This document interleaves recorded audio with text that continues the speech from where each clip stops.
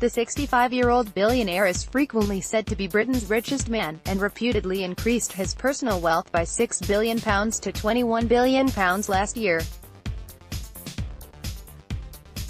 He is best known for his staunch support of fracking, and a history of stormy industrial relations. Mr. Ratcliffe, who founded Ineos, is being honoured for his services to investment and business, but is routinely criticised for his style of management. He is currently in the throes of a legal challenge to the Scottish Government's decision to ban fracking, which in a complex case has been counter-challenged by Friends of the Earth.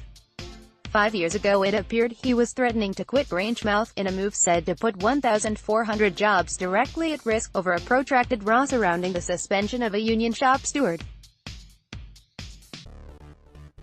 The plant was closed during the row, in a bitter dispute which assumed the dimensions of a national crisis. However, the Manchester-born tycoon has always robustly defended his own corner, while his firm has scored spectacular business success. In 2009 he was granted an honorary fellowship by the Institution of Chemical Engineers, and 4 years later received the Petrochemical Heritage Award.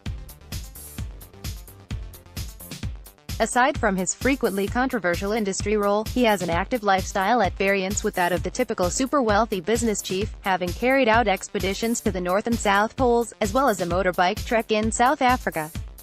He campaigns against childhood obesity, and is founder of the charity Go Run for Fun, which, supported by Ineos, tries to encourage children aged 5 to 10 to adopt a healthy lifestyle.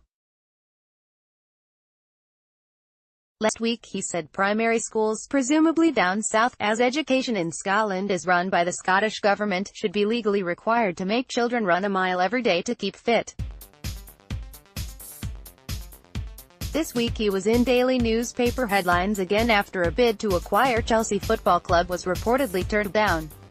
One Labour MSP told the daily newspaper the decision to make Mr. Ratcliffe a knight justified public disquiet at the Honour's decision.